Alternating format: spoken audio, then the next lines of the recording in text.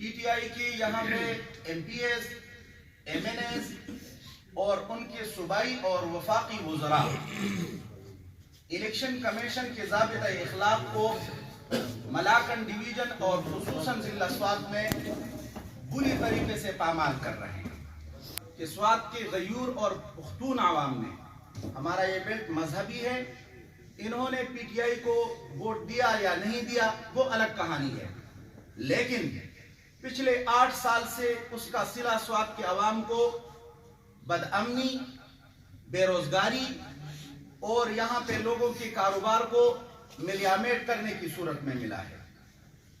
میں اگر یہ کہوں کہ جو ایم پی اے اور جو ایم این اے صاحبان ہیں، پچھلا ان کا اگر آپ ریکارڈ چیک کریں تو آج وہ اربوں روپے کے مالک ہیں۔ اس وقت جو ان کی حکومت گھبرائی ہوئی ہے اپنی ناقص پالیسیوں کی وجہ سے، اور وہ ضلع سوات کو ٹارگٹ بنا کر یہاں کے سادالوح عوام کو دوبارہ لوٹنے کی کوشش کر رہی ہے۔ پچھلے 1 مہینے سے یہاں پہ صوبائی وزراء، وفاقی وزراء بشمول پورے ایم پی اے گان اپنے حلقوں میں جا کے لوگوں کے ساتھ جھوٹے وعدے کر رہے ہیں اور وہاں پہ ترقیاتی کاموں کے اعلانات کر رہے ہیں۔ تو آج کی ہماری یہ conference election commission of Pakistan سے درخواست ہے کہ پچھلے دنوں جمعے کے دن پی کے سیکس کے ڈاکٹر امجد نے غالگی میں ایک اجتماع سے خطاب بھی کیا ہے اور وہاں پہ اعلانات بھی کیے ہیں، ان کے خلاف کارروائی کی جائے۔ اس طرح مراد سعید کے حلقے میں انہوں نے جا کر وہاں پہ اعلانات کیے ہیں، محب اللہ کے حلقے میں بھی اسی طرح کے معاملات چل رہے ہیں۔ سارے ایم پی اے ضلع سوات کے جو ہیں وہ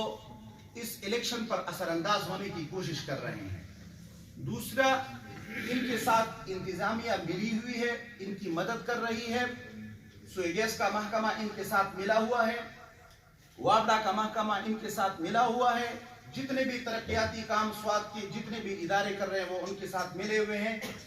کہ آئندہ اگر ان کی کسی صوبائی وزیر نے کسی بھی حلقے میں جا کر یا کسی ایم پی اے نے وہاں پہ ترقیاتی کاموں کا اعلان کیا